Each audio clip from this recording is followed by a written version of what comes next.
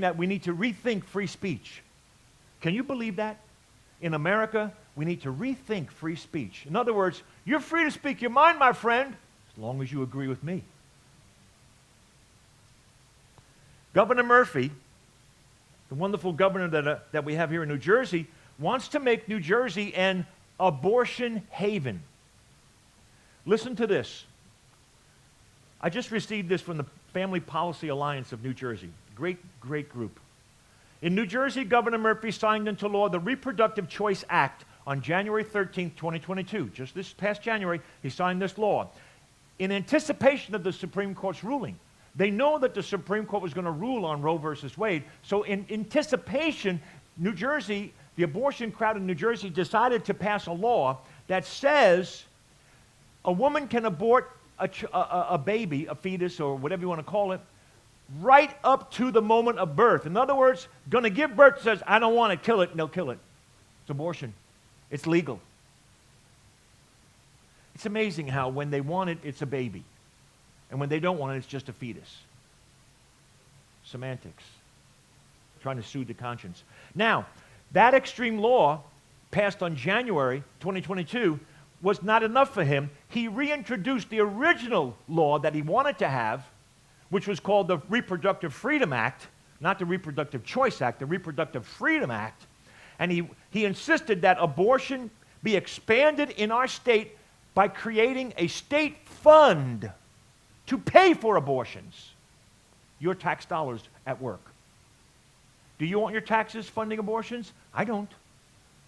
But you know what? A state fund is being put together so that people from New Jersey and even out of state can come to the state and get abortions and have them paid for by the state. Following the overturning of Roe versus Wade, Governor Murphy and the pro-abortion legislatures quickly scheduled legislation to make New Jersey an abortion destination, an abortion haven. The bills were signed into law by Governor Murphy on Friday, July 1st, 2022. The law that said they're creating a state fund and the law that says New Jersey can be an abortion destination.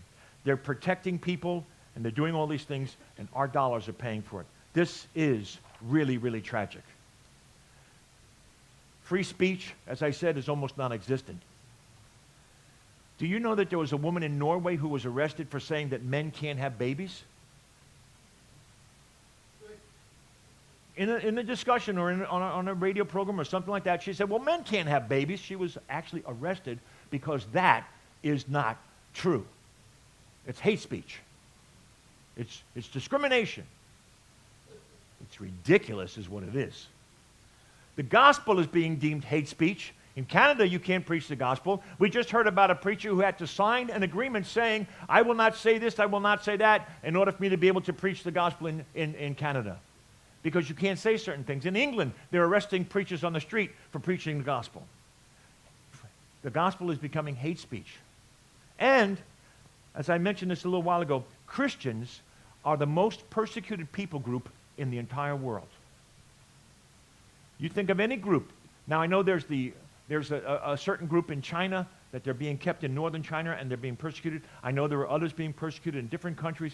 But Christians in general are the largest group of people being persecuted in the whole world. Here's just a couple of facts. Islam extremists in Africa are warring against Christians in Nigeria. Nigeria, today, right now. Entire villages are being burned. Women are losing their husbands. Children are being left without their families.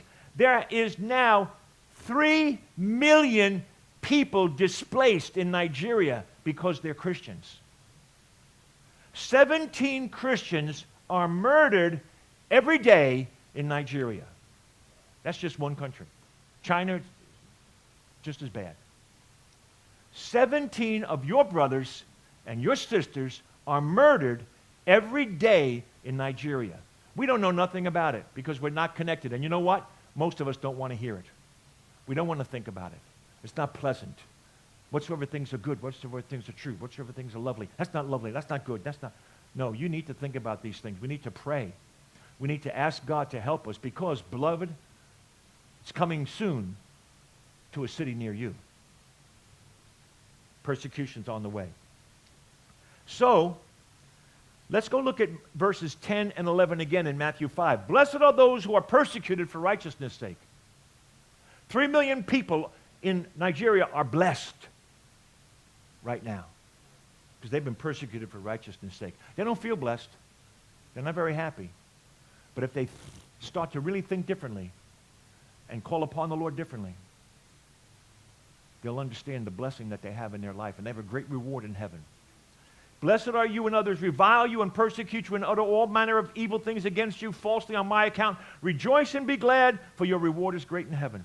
You may suffer here, but you will be rewarded there.